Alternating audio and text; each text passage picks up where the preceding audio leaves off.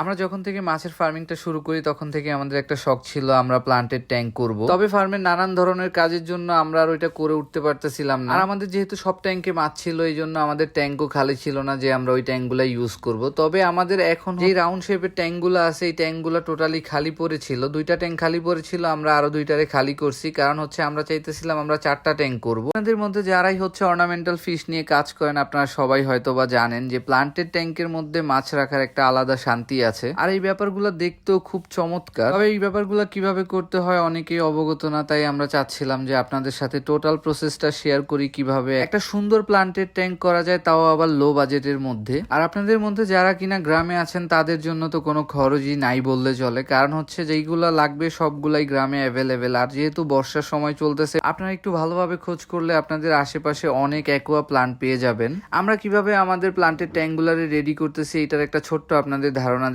প্রথমে হচ্ছে আমরা মাটি নিছি, অবশ্যই মাটিটা এঁটেল মাটি হতে হবে। এঁটেল মাটি সবচাইতে ভালো হয় প্লান্টেড ট্যাঙ্কের জন্য। যদি আপনাদের ওইখানে অ্যাভেলেবেল না থাকে সেক্ষেত্রে আপনারা বেলে দোআঁশ মাটিও ব্যবহার করতে পারবেন। আমাদের অঞ্চলেও এঁটেল মাটি ওই রকম ভাবে অ্যাভেলেবেল না, তবে ভাগ্যক্রমে আমরা পেয়ে যাই। আমরা আমাদের ট্যাঙ্কগুলোতে ওই মাটিটা ইউজ করছি। প্রথমে হচ্ছে একটা মাটি দিয়ে সুন্দর করে লেয়ার বানাইছি 1 ইঞ্চির মতো করে, তবে 2 ইঞ্চি পরিমাণ যদি দেওয়া যায় সেক্ষেত্রে অনেক ভালো হয়। যেহেতু আমি প্রথমেই বলছি আমাদের অঞ্চলে ওই রকম ভাবে অ্যাভেলেবেল না, আমরা যতটুকু পাইছি আমরা ততটুকু নিয়েই হ্যাপি। যাই হোক, আমরা প্রথম স্তরে রাখছি হচ্ছে আমাদের মাটি, তারপরের স্তরে হচ্ছে আমরা দিব সিলেকশন বালু, যেটা কিনা অ্যাভেলেবেল সব জায়গায় পাওয়া যায় এখন বর্তমানে। তবে অবশ্যই একটা ব্যাপার, যখনই আপনারা সিলেকশন বালুটা ইউজ করবেন চেষ্টা করবেন সুন্দরভাবে ধুয়ে নেওয়ার জন্য, কারণ এই বালুগুলোর সাথে অনেক পরিমাণের মাটি মিক্স থাকে। যে মাটিগুলো যদি আপনি ভালোভাবে ধুয়ে না নেন সেক্ষেত্রে দেখা যাবে যে আপনি যতবারই ট্যাঙ্কে পানি দেন না কেন দেখা যাবে পানিগুলা ঘোলা হয়ে যাবে। এই জন্য হচ্ছে আমরা সুন্দর করে আমাদের বালুগুলারে খুব সুন্দর করে ধুয়ে নিছি। এরপরে হচ্ছে আমরা যে মাটির লেয়ারটা দিছি ওইটার উপরে এই বালির লেয়ারটা খুব সুন্দরভাবে দিতেছি। যেহেতু আমাদের কাছে মাটি কম এই জন্য আমরা হচ্ছে বালুর লেয়ারটা একটু বেশি গাঢ় করে দিতেছি। আমরা প্রায় হচ্ছে 2 ইঞ্চির মতো করে বালুর একটা লেয়ার করে দিতেছি। আপনাদের মধ্যে যারাই হচ্ছে এই প্রসেসটা দেখে তারপরে ট্যাঙ্ক করবেন তাদের কাছে আমার একটা রিকোয়েস্ট থাকবে,